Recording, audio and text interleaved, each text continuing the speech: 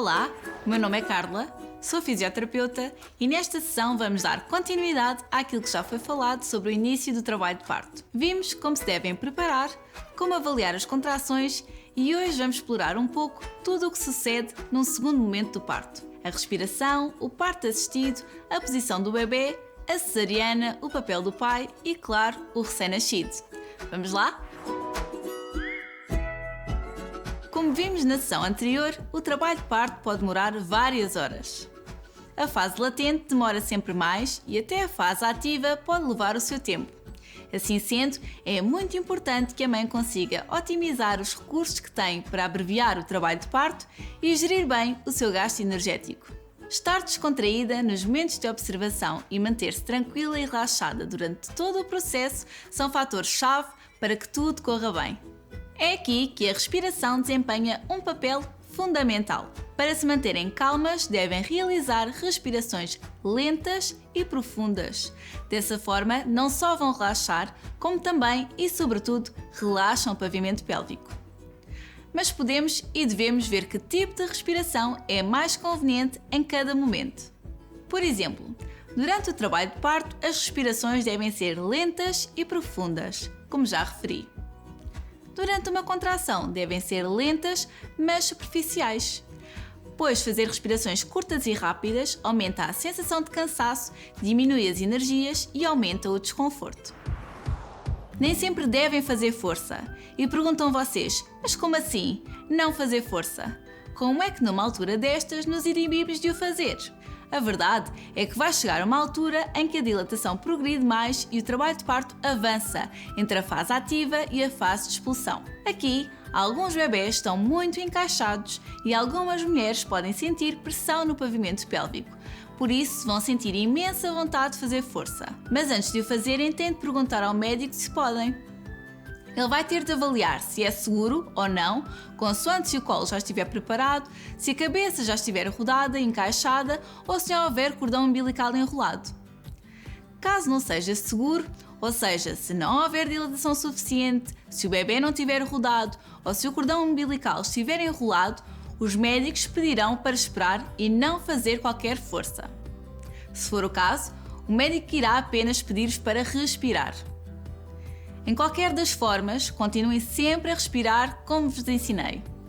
O truque é focarem-se na respiração para se desfocarem da sensação e necessidade de fazer força.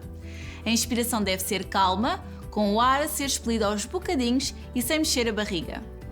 Mudarem para uma posição deitada também vos pode ajudar. Quando efetivamente o médico vos pedir para fazer força é porque já chegaram aos 10 cm de dilatação e já estão reunidas as condições para que o bebê não encontre nenhum obstáculo entre o útero e o canal vaginal. Só falta o bebê percorrer o canal vaginal e vir conhecer-vos. É aqui que têm de fazer força. Ao sentir uma pressão na zona do períneo, a grávida vai ter necessidade de fazer força, a chamada de força expulsiva. Esta deve ser feita no períneo, no sentido de abrir e relaxar, e não força de contrair.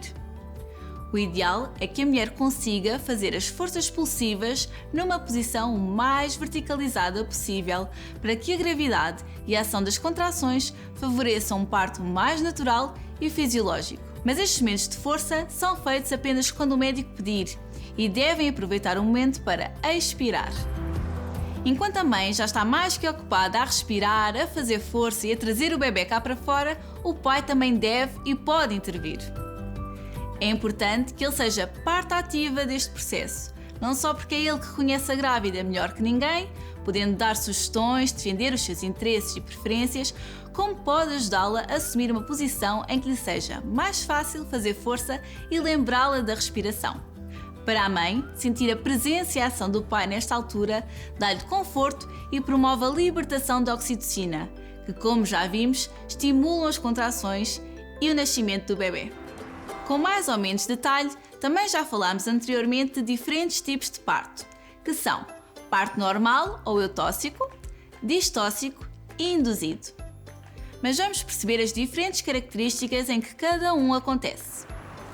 O parto eutóxico, como já sabem, é o mais convencional, que ocorre entre as 37 e as 42 semanas de gravidez e onde a grávida entra em trabalho de parto espontaneamente. O parto distóxico requer a utilização de instrumentos médicos para ajudar na extração do bebê. Entre eles estão os fórceps e as ventosas, que só podem ser utilizados quando o colo do útero estiver completamente dilatado. O parto induzido é recomendado caso a saúde da mãe ou do bebê estejam em risco e onde é feita uma estimulação das contrações uterinas. Em situações especiais, o parto é induzido com indicação médica. A cesariana é um tipo de parto recomendado quando, por exemplo, o bebê se encontra sentado, o cordão umbilical se enrola à volta do seu pescoço ou existe outro tipo de complicação que torne impossível acontecer um parto normal. Já ouviram falar de episiotomia? Sabem para que serve ou quando deve ser feita? Pois bem, quando o bebê já está prestes a nascer e já se vê a sua cabeça na abertura vaginal, pode haver necessidade de realizar um pequeno corte cirúrgico no períneo. Este procedimento só é feito com indicação médica e nas seguintes situações: se existir um risco muito elevado de lacerações graves, se o bebê estiver numa posição anormal e tiver dificuldade para sair, se o bebê tiver um tamanho grande, dificultando a sua passagem pelo canal de parto, se existir a necessidade de fazer um parto mais rápido para não prejudicar o bebê. A Organização Mundial de Saúde recomenda uma laceração perineal, ou seja, um rasgão natural dos tecidos entre a vagina e o ânus. E a verdade é que esta condição tem algumas vantagens face à episiotomia.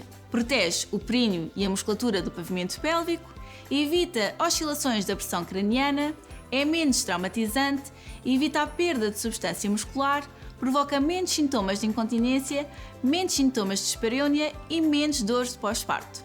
No entanto, havendo uma laceração natural, poderá ser mais difícil controlar o sentido e a extensão do rasgão. Comparando a prática de episiotomia com a ocorrência de uma laceração, o seu uso não vai causar menos dor, não vai cicatrizar melhor, nem vai diminuir os sintomas urinários. E é por isso mesmo cada vez mais uma prática em desuso pelos profissionais de saúde, que entendem que o períneo deve ser protegido e evitando assim o corte. Mas esta é uma daquelas coisas que deve ser incluída no vosso plano de parto. Podem e devem deixar explícito se querem ou não ser submetidas a este procedimento. Em caso de ser necessário, serão avisadas. E perguntam vocês agora, mas há formas de minimizar o risco de haver uma delas? Seja laceração perineal ou episiotomia, a resposta é sim, há. Através de uma massagem perineal. Claro que esta massagem não vai aumentar a distensibilidade do períneo, mas ajuda a relaxá-lo face a um estímulo que poderia provocar uma contração protetiva. Pode ser feita pela própria grávida ou podem recorrer à ajuda de um fisioterapeuta em consultas de preparação para o parto. Se já estão nas 30 semanas, façam esta massagem todos os dias durante 10 minutos. Uma cesariana é um processo completamente diferente de qualquer outro parto, seja ele normal, induzido ou assistido. Este é um parto cirúrgico e, como tal, tem procedimentos típicos de uma cirurgia. Primeiro, há uma incisão que é feita na linha do biquíni com cerca de 10 cm. Depois de completa a cirurgia e extraído o bebê, a barriga é suturada com pontos de fio não absorvível, cola ou agravos. Todas estas modalidades têm resultados satisfatórios quando bem aplicadas. A escolha dependerá do tipo de pele da mãe e da experiência do próprio obstetra. E por fim, há um pós-operatório em que a grávida precisará de usar cinta, que só será posta enquanto tiver o penso operatório. Também terá mobilidade reduzida e algumas dores associadas que advêm não só da sutura, mas também do colo e dos intestinos quando começarem a distender. Poderão tomar analgésicos e aplicar algumas medidas que forcem o intestino a funcionar. Em princípio, terão alta depois de 3 dias em pós-operatório. E se o bebê estiver sentado? Vimos que um dos casos em que normalmente se recorre à cesariana é quando o bebê se encontra sentado. 3 a 4% dos bebés apresenta-se nesta condição. É possível recorrer a manobras de orientação externas de forma a evoluir a situação para um parto normal, excepto se o bebê estiver em modo pés. Para isso, o bebê deve estar virado de rabo e não podem existir quaisquer riscos de sofrimento fetal ou de incompatibilidade feto-pélvica. Ainda assim, é um procedimento pouco comum. Consideram-se prematuros bebês que nasçam entre as 24 e as 37 semanas de gestação. Este adiantamento do nascimento pode trazer consequências para o próprio crescimento do bebê, que pode tornar-se mais lento ou provocar alterações cognitivas ou comportamentais. É por isso uma situação pouco ideal, mas que pode acontecer nos seguintes casos: quando há excesso de líquido amniótico, quando forem gêmeos, quando houver infecções como a infecção urinária, que desencadeia a inflamação das células presentes nas membranas que envolvem o feto e que libertam prostaglandinas em resposta, amolecendo assim o colo. Se houver ruptura de membranas, ou em casos de insuficiência cervical, quando a dilatação do colo do útero ocorre por fraqueza do tecido conjuntivo e da síntese de colagênio, ou em casos de tabagismo. É importante que consigam identificar os sinais de alerta associados a partos prematuros.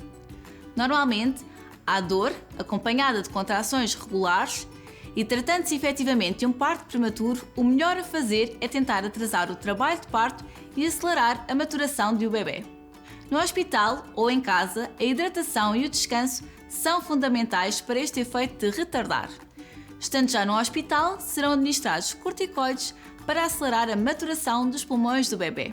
Na altura do nascimento, pode haver necessidade do bebê ficar internado na unidade de neonatologia para ser alimentado, apoiar a sua respiração e manter a sua temperatura. A mãe também desempenha um papel importantíssimo para o conforto do seu bebê prematuro, seja através do contacto físico, se lhe for permitido, seja através da estimulação do peito ou da extração de leite para quando tiver indicação que pode alimentá-lo.